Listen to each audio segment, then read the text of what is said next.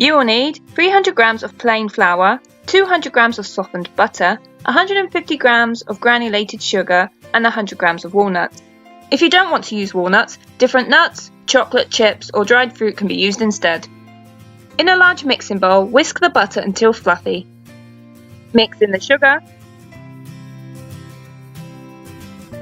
Add the flour, then keep mixing until breadcrumbs start to form.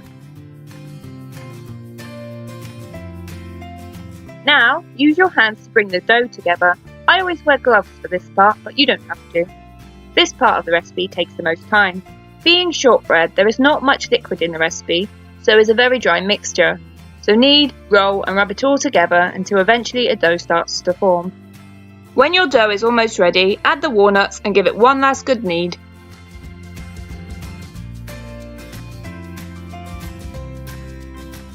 To roll out your dough, you can either cut 2 pieces of parchment to roll the dough between the sheets, or you can roll it straight onto your worktop. Whichever way you do it, make sure to flour both sides of the dough before rolling to stop the shortbread from sticking. Roll out a handful of the dough, as thin or as thickly as you like. Mine were about half a centimetre thick.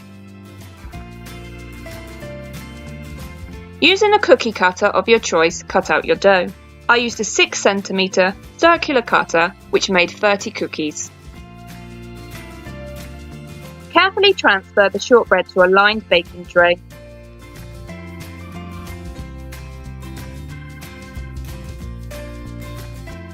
Make sure to leave a good gap between each shortbread as they do spread a bit, as you can see here. The left dough is raw, the right is after baking.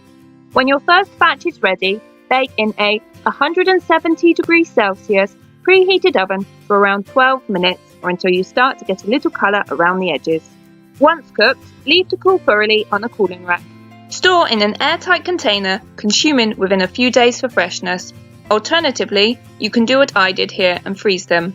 Simply layer the shortbread between pieces of parchment in a freezer-proof box for up to a month, taking out all or a few at a time when needed, leaving to defrost for an hour or so.